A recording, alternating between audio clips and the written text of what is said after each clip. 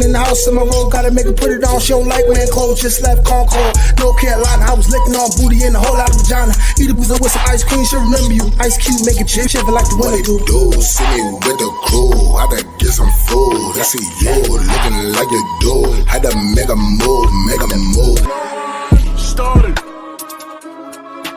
Please don't get me started. Started.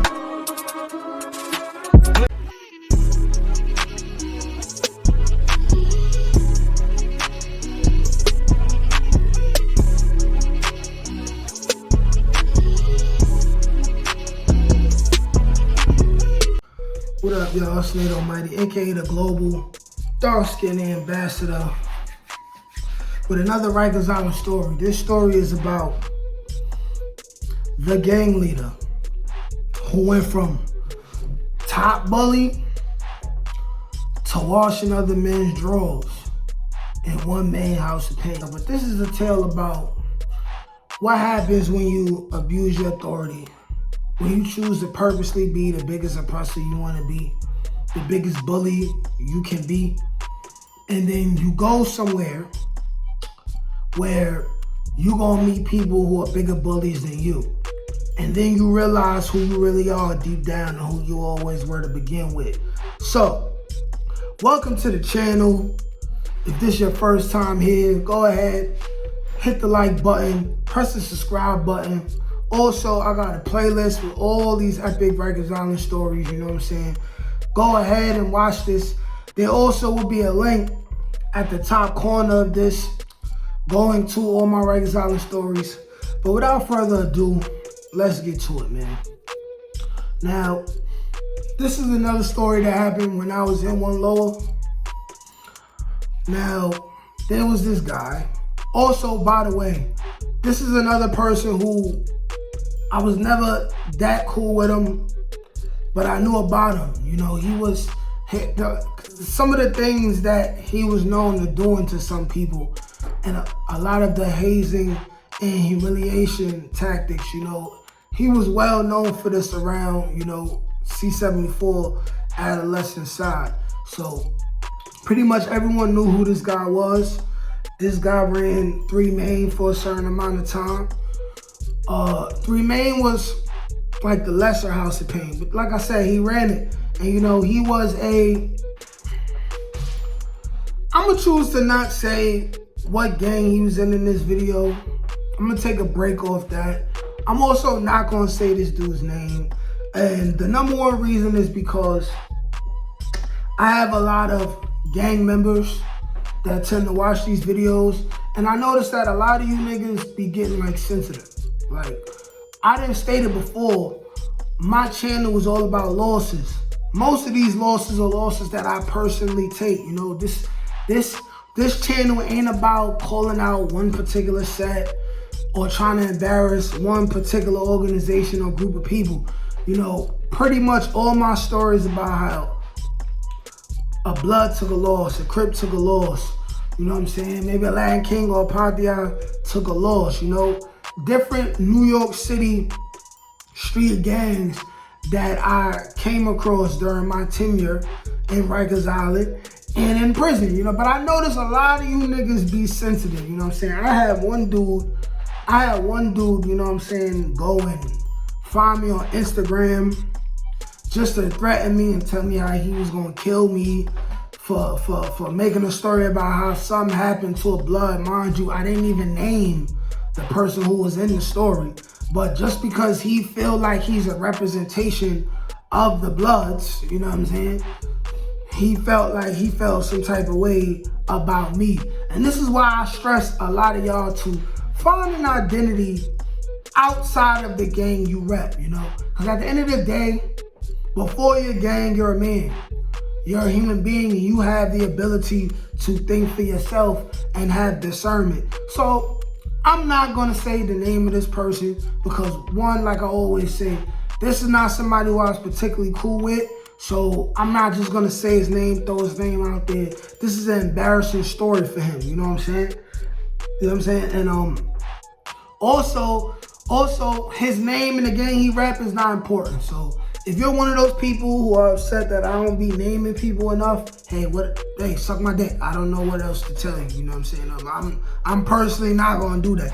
You're not gonna hear me pretty much say nobody name unless I personally know them or I view them in a high esteem. You know what I'm saying? Because they were stand-up dudes. This guy was not a stand-up dude. But anyway, this guy was known for a lot of, you know what I'm saying, the messed up shit that he did when he was running his program in his crib, right? So he being 3 man, you know, banging niggas' phone calls while they talking to their mothers or girlfriends or whatever, pregnant girlfriends, sick mothers, grandmothers, whatever, you know what I'm saying? I'm very, very aggressive when it came to the commissary.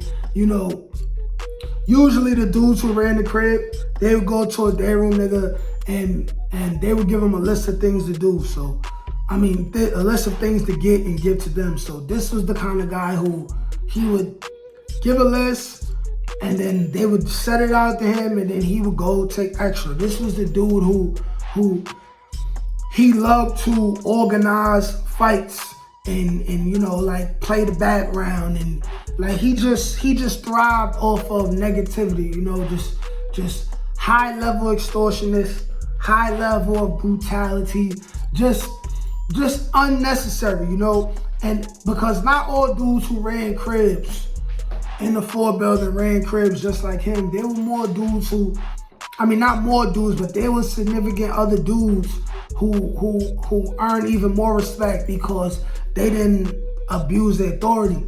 You know, they had their program. Yes, they probably extort you, but they didn't overdo it. You know what I'm saying? If they know you got a sick mother or something, and or you got a girlfriend and you got a baby on the way, they not trying to take all your phone calls away so you're not able to talk to your family. They gonna take something from you, but they at least got the common decency to not just OD and just treat you like a dog. You know what I'm saying? Treat you like they the slave master on the plantation and you the worker out in the field. You know what I'm saying? So this guy right here who, like I said, ran 3 men, he was a big bully, gang leader, right? So he ends up getting in trouble for extortion. Now, he was extorting someone. This person signed in the PC and then dropped his name. It was like, yo, this guy was extorting me and he was abusing me and he abusing other people. I'm signing in the PC. So once that person signed in the PC, dropped his name, they basically came and you know, they do their little fake investigations, right? But they basically came and got him and they sent him to the box. So after he do a couple months in the box, at the current point in time where I was in Rikers Island, they have what you call capital restraint, high classification. And at the time, 1 main house of pain was the highest classification and, you know, the most brutal and violent house within Rikers Island. For the simple fact of everyone who went to 1 main on either side, right? After they got out the box, this means that you had a very, very, very high classification, meaning that you was either SRG for being some type of gang leader, something like that. Maybe because you cut somebody, you know, you was basically everyone within that crib basically ran a crib at some point or was the biggest bully within the crib or one of the biggest bullies within the crib that they was in at a specific time. So this guy does time and he ends up, I mean, not does time, but he does box time. And then he ends up in 1 main capital restraint. So the dynamics of 1 main is that pretty much the police ran it and they said who was allowed to have the crib now. Chicken Wing and I don't know, somebody else ran the crib at that time. From what I know, this person was, I believe this was a gunner from Edenwald. All I remember about him, he was short and he was light skinned. But it was him and Chicken Wing. Chicken Wing was probably in that crib the longest out of everybody. But basically the police say who was who and anyone coming to to interrupt the status quo and the rotation that they got in there, the police basically get a word, be like, yo, listen, spank him, make him with it. And like I said in previous videos, the go-to move to make anybody with it in One Man House of Pain was the full Nelson, but it was popularized a lot by chicken wing. So we called it the chicken wing, but it's the full Nelson, where you get their arms up like this, you get from behind them, you lock their arms out so they can't punch, can't swing, you lock your legs on them, and then you fall back on the bed, and then 2, 3, 4, 5 bloods, they'll come, and then they'll beat on your body. They'll beat on your body, and you know, and they'll basically just like, say you with it, say you with it. What it means, you know, like, you agree to be soft, sit on the iron horse in the back, you agree to big starter, this, that, and the third, like that, you know what I'm saying? So, I remember one particular night, not even night, matter of fact, an early morning around breakfast time, right? I remember hearing the cell under me. Mind you, I was in one lower, so like it's like floors. It's one main, right? In the middle. One main in the middle. One lower is under them. One upper is on top of both of them, right? So I remember the cell right above me in one main. A particular morning, the cell opens up, right? Boom. I hear a bunch of dudes run inside somebody's crib, which is not out of the area of normality based off of, one, the fact that I'm in Rikers Island, two, I'm in one lower. What I'm hearing is no different from what anybody else would hear, right? So I hear somebody's cell get buzzed in, and this is the direct cell above me, right? So it kind of wakes me up out of my sleep, and I hear just a whole bunch of footsteps.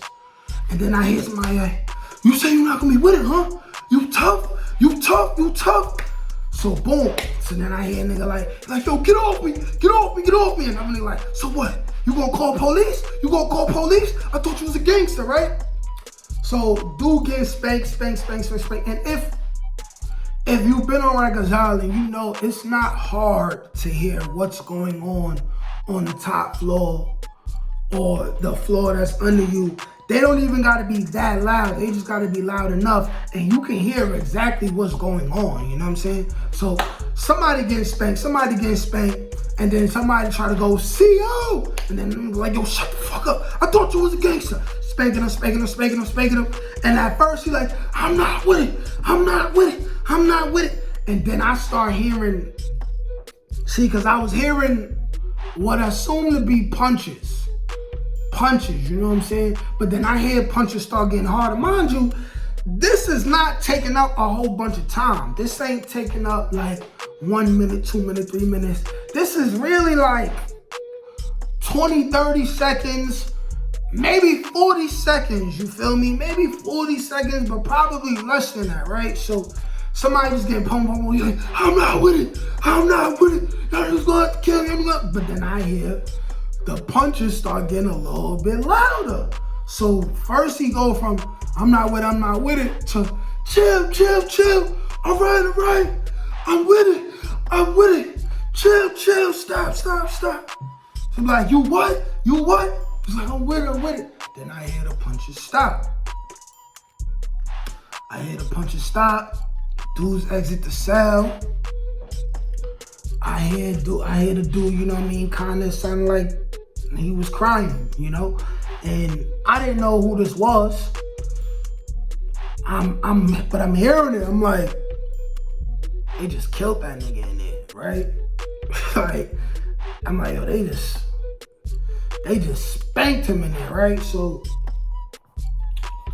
this situation happens. Fast forward a little bit of time. We go to the school floor. Now, Rikers Island, C-74, but pretty much just like jail anywhere, it's kind of like high school, you know, gossip gets spread around fast, word gets spread around fast. I'm in my classroom, and I'm hearing that A certain bully ended up in one main last night, and in the morning his cell got buzzed in, and he got spanked, and he said he was with it. And because he said he was with it, he got kicked out the whip. Those of y'all who don't know what that means you was a part of the gang, but then someone of higher authority said you kicked out of the gang. That's what that means, right? And I'm like, oh, that was son? I'm like, that must have been who I heard getting killed this morning, right? So that guy stays in one main for some amount of time. I lost track of the situation because like I said, I didn't really know the dude, so I really didn't care about him. But maybe like a month later, I'm with my mans, this, that, and the third, and one of my mans was more familiar and connected to people in one main, and they talking, you know what I'm saying? And he like, yo, you know about such and such, I didn't made him with it, blah, you know what I'm saying? Like, yo, man, word is he down there, you know what I'm saying? He taking all type of violations. They done made him do the meditation, blood don't hurt me dance.